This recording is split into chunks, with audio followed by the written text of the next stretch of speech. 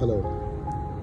45 വയസ്സിൽ വിരമിച്ച് 4.7 കോടി രൂപ സമ്പാദ്യമുള്ള ഒരു ആളെക്കുറിച്ചാണ് ഇപ്പോൾ വൈറലായിക്കൊണ്ടിരിക്കുന്നത്.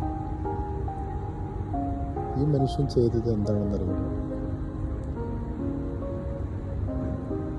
2 BHK റൂമിൽ 30 വയസ്സ് മുതൽ ഒരേ റൂമിൽ 2 BHK റൂമിൽ താമസിച്ച് സിസ്റ്റമാറ്റിക് ഇൻവെസ്റ്റ്മെൻറ്റ് ചെയ്ത്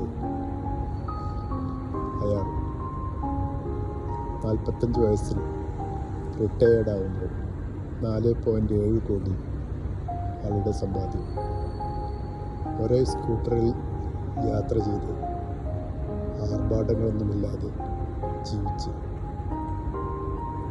സമ്പാദ്യങ്ങളെല്ലാം സ്വരൂകൂട്ടി. ആദ്യം മ്യൂച്വൽ ഫണ്ടിൽ തുടങ്ങുമ്പോൾ വെറും 1000 രൂപക്കാണ് തുടങ്ങുന്നത്. പിന്നീട്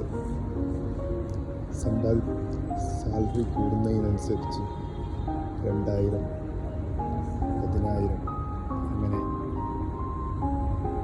മാസം ഫണ്ടിൽ അടക്കേണ്ട തുകയുടെ തോത് കൂട്ടി അങ്ങനെ സ്വരൂപിച്ചുണ്ടാക്കിയ പൈസ കൊണ്ട് 4.7 കോടി രൂപ 45-ാമത്തെ വയസ്സിൽ പിരിയുന്നു